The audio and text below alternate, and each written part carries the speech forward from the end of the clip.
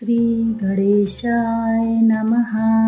त्रयोदशी प्रदोष व्रत विधि विधान सहित त्रयोदशी व्रत करने वालों को सूर्योदय से प्रथम ही ब्रह्म मुहूर्त में उठकर नित्य कर्म से निर्वृत्त होकर शंकर भगवान का स्मरण करना चाहिए।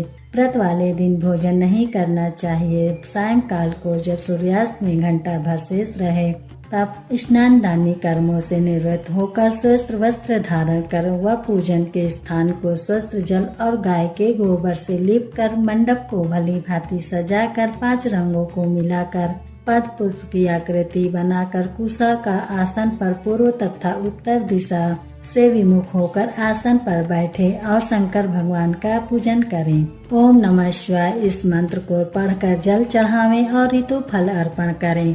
सायंकाल के पश्चात और रात्रि आने से पूर्व दोनों के बीच का संध्या समय का जो वक्र होता है उसे ही प्रदोष कहते हैं। त्रयोदशी व्रत महात्म्य।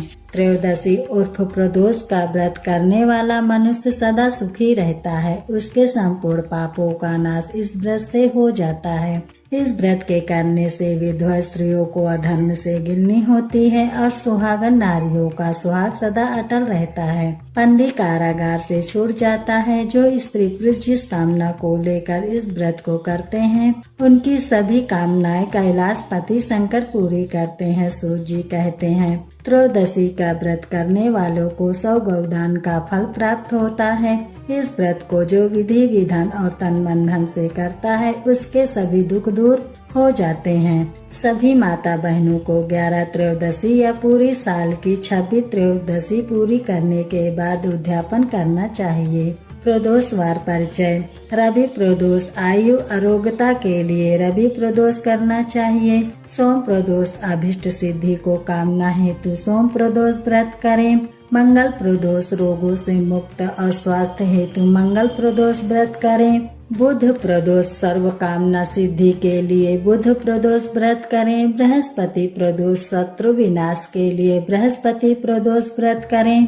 शुक्र प्रदोष सौभाग्य और स्त्री की समृद्धि के लिए शुक्र प्रदोष करें। शनि प्रदोष पद प्राप्ति कामना हेतु शनि प्रदोष व्रत करें। त्रयोदशी के दिन जो वार पड़ता हो उसी वार का त्रयोदशी प्रदोष व्रत करना चाहिए तथा उसी दिन की कथा पढ़नी व सुननी चाहिए। रवि सोम शनि त्रयोदशी प्रदोष व्रत अवश्य करें। इनसे अभिष्ट फल की प्राप्ति होती है। प्रथम अध्याय प्रारंभ। रवि त्रयोदशी प्रदोष। दोहा।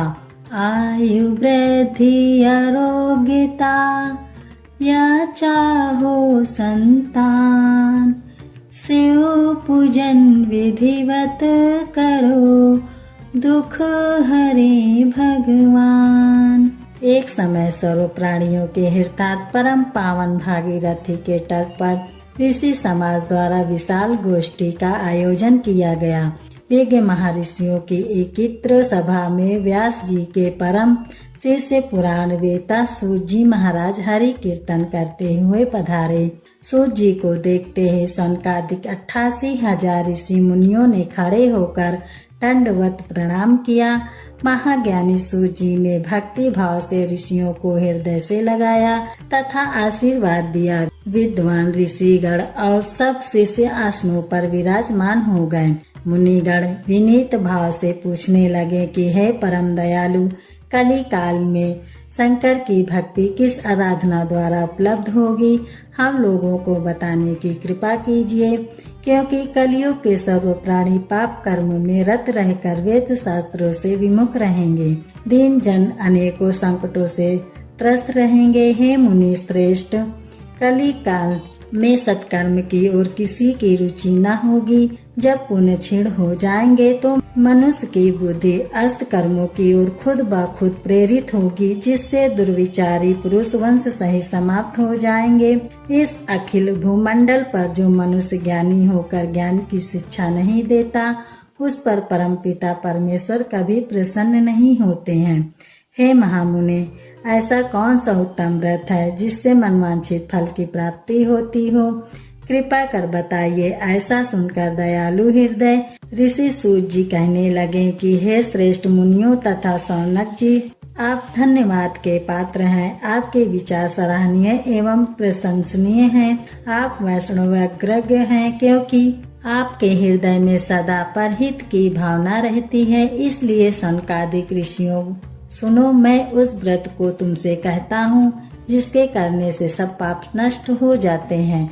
धन वृद्धि कारक, दुख निवासक, सुख प्राप्त कराने वाला, संतान देने वाला, मनवांछित फल प्राप्ति कराने वाला यह व्रत तुमको सुनाता हूँ, जो किसी समय भगवान शंकर ने सती जी को सुनाया था और उनसे प्राप्त यह परम श्रेष्ठ उपदेश मेरे पूज्यपाल गुरु जी ने मुझे सुनाया था, जिसे आपको समय पाकर शुभ बेला में मैं सुनाता हूँ। बोलो उमापति शंकर भगवान की जय। सूत जी कहने लगे कि आयु वृद्धि स्वास्थ्य लाभ हेतु रवि त्रयोदशी का व्रत करें। इसकी विधि इस प्रकार है। प्रातः स्नान कर निराहार रहकर शिव ध्यान में मग्न हो, शिव मंदिर में जाकर शंकर भगवान की पूजा करें। पूजा के पश्चात अर्धपुंड त्रिपुंड का तिलक धारण करे, बेल पत्र चढ़ावे, धूप दीप अच्छा से पूजा करे, ऋतु फल चढ़ावे, ओम नमः शिवाय मंत्र का रुद्राक्ष की माला से जप करें। ब्राह्मण को भोजन करा सामर्थ्य अनुसार दक्षिणा दें। तत्पश्चात मन व्रत धारण करें। व्रती को सत्य भाषण करना आवश्यक है। हवन आहुति भी देनी चाहिए। मंत्र ओम हनीम क्लीम नमः शिवाय स्वाहा से आहुति देनी चाहिए। इससे अभिष्ट फल की प्राप्ति होती है। व्रती पृथ्वी पर शयन करे, एक बार भोजन करे, इससे सर्व कार्य सिद्ध होते हैं। श्रावण मास में तो इसका विशेष महत्व है। यह सर्व सुख धन आरोग्यता देने वाला है। यह व्रत इन सब मनोरथों को पूर्ण करता है। हे ऋषिवरों, यह प्रदोष व्रत जो मैंने आपको बताया, किसी समय शंकर जी ने सती जी को और वेद व्यास मुनि ने मुझको सुनाया था। सनकादिक ऋषि बोले, हे पूज्यवर महामते, आपने यह व्रत परम गोपनीय मंगलप्रद कष्ट निवारक बतलाया है। कृपया यह बताने का कष्ट करें कि यह व्रत किसने किया और उसे क्या फल प्राप्त हुआ। ऋषि सूत जी बोले, हे विचारमान ज्ञानियों, आप शिव के परम भक्त हैं। आपकी भक्ति देखकर मैं व्रती पुरुषों की कथा कहता हूँ। एक ग्राम में अति दीन ब्राह्मण निवास करता था। उसकी साध्वी स्त्री प्रदोष व्रत किया करती थी। उसके घर एक ही पुत्र रत्न था। एक समय का जिक्र है कि वह पुत्र गंगा स्नान करने के लिए गया। दुर्भाग्यवश मार्ग में चोरों ने उसे घेर लिया और वह कहने लगे कि हम तुझे मारेंगे, नहीं तो तू अपने पिता का गुप्त धन बतला दे। बालक दीन भाव से कहने लगा कि हे बंधुओं, हम अत्यंत दुखी दीन हैं, हमारे पास धन कहाँ है। चोर फिर कहने लगे कि तेरे पास पोटली में क्या बंधा है।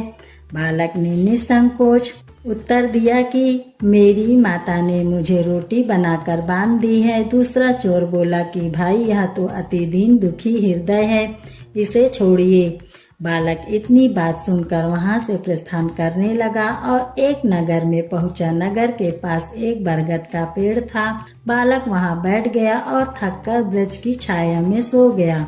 उस नगर के सिपाही चोरों की खोज कर रहे थे कि खोज करते करते उस बालक के पास आ गए। सिपाही बालक को भी चोर समझकर राजा के समीप ले गए। राजा ने उसे कारावास की आज्ञा दे दी। उधर बालक की माँ भगवान शंकर जी का प्रदोष व्रत कर रही थी।